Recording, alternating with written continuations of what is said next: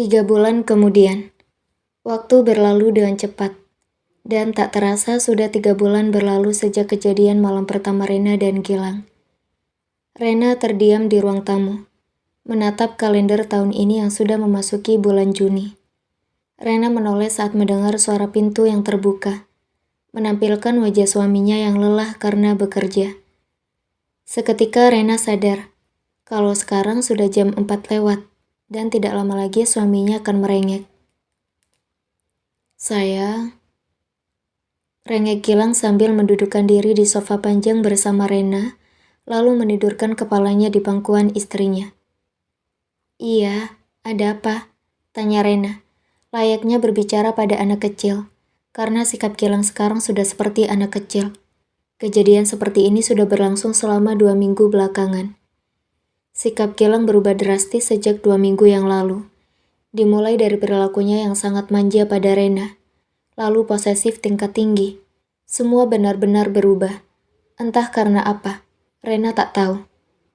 Mau hadiah, ucap Gilang manja sambil memanyunkan bibirnya.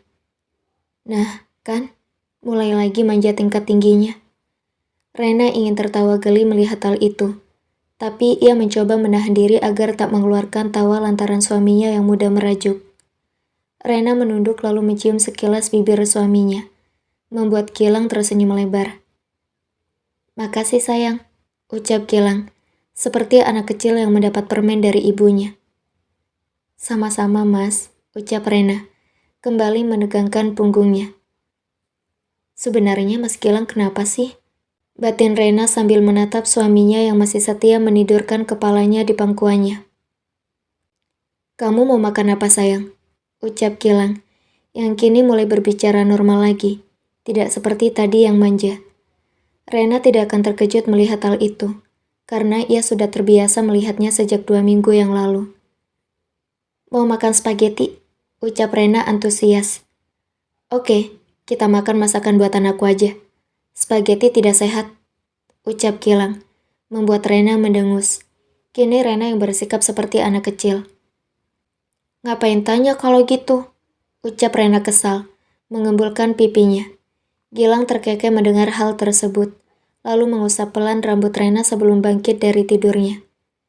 Kirain tadi kamu mau pesan buah-buahan gitu, atau salad. Jadi nanya, tapi ternyata kamu malah mau makan spaghetti, ucap Gilang, bangkit dari sofa dan berjalan ke pintu kamarnya. Pukul 7 malam, Rena terdiam menatap makanan yang tersaji di atas meja, lalu menatap Gilang yang tersenyum manis padanya. Ia tidak percaya jika akan ada spaghetti di meja makan. Bukannya tadi bilang kalau spaghetti itu nggak sehat ya? Tanya Rena sambil mendudukkan diri di kursi di samping Gilang. Hari ini nggak masalah, tapi nggak akan ada lain kali, ucap Gilang, terdengar seperti perintah yang tidak bisa diabaikan. Tanpa menunggu lagi, Rena pun mulai menyantap makanan di atas meja dengan tergesa-gesa, membuat Gilang menggeleng melihat tingkah Rena. Tidak akan ada yang mengambilnya, jadi jangan terburu-buru, ucap Gilang, mengingatkan. Mendengar perkataan suaminya, Rena pun memperlambat gerakan tangannya, lalu mulai pelan-pelan mengunyah makanan di mulutnya. Mas, besok kita ke Indonesia ya? Aku mau ketemu sama Dedi dan Mami, dan juga Kak Reno yang katanya ada di Indonesia, ucap Rena, lirih dengan mulut yang mengunyah. Iya, besok kita ke Indonesia, jawab Gilang cepat, lalu mengusap lembut kepala istrinya. Rena tersenyum senang mendengar hal tersebut, lalu kembali melanjutkan makannya dengan lahap. Tapi kok kamu kayak gendutan ya sayang? Ucap Gilang, merasa aneh dengan istrinya yang terlihat lebih gemuk dari biasanya. Senyum yang tadinya ada di bibir Rena, luntur seketika saat mendengar ucapan suaminya. Ya udah, Rena bakal diet, ucap Rena yang tiba-tiba kesal. Maaf sayang, aku cuma bercanda.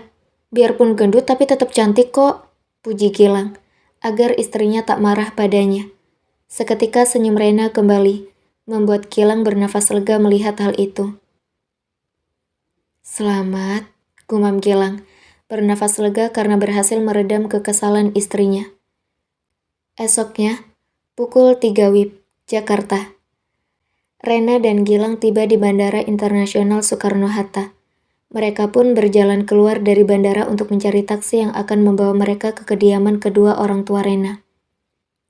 Rena dan Gilang sengaja tak memberitahukan kepada Revan ataupun Hana, karena mereka yakin jika Reno ada di sana dan mendengar kabar bahwa ia akan ke Indonesia, sudah pasti kakaknya itu akan kembali ke LA meski waktu liburnya masih panjang.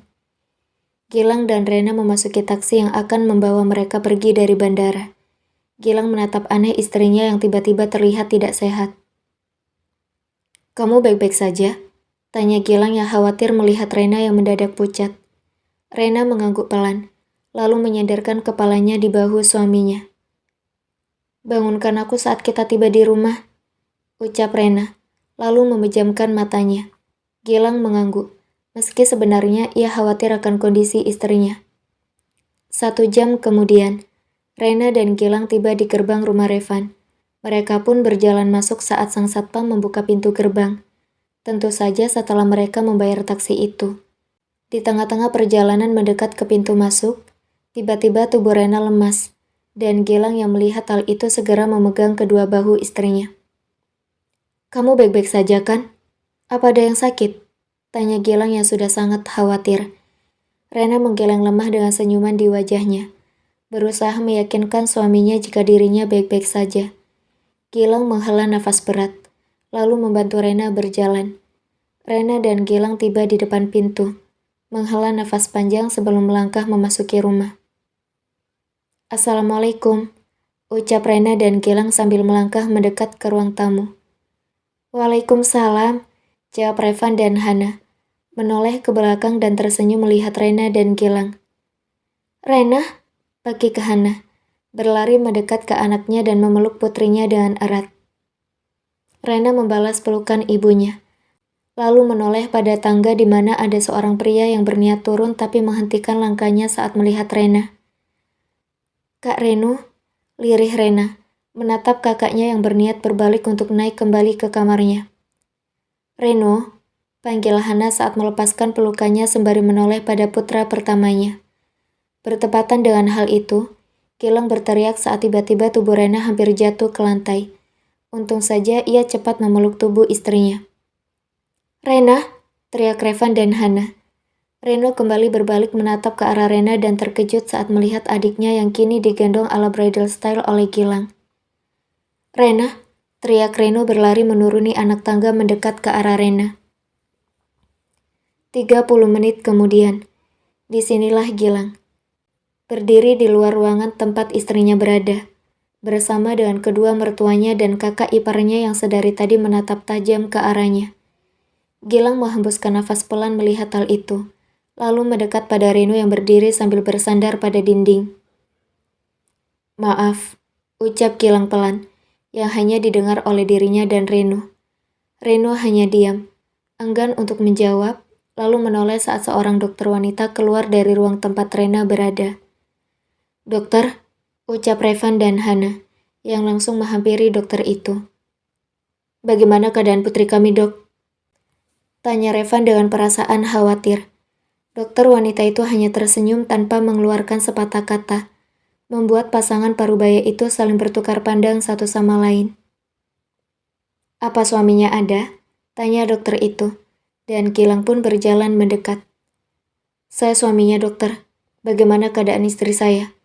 tanya Gilang. Sedang Reno hanya berdecak kesal mendengar hal itu. Perasaan kesalnya selalu muncul saat mengingat di mana dia mendapati adiknya tidur di sofa malam itu. "Selamat ya, Pak," ucap sang dokter, membuat Gilang memasang raut wajah bodohnya. "Selamat untuk apa, Dok?"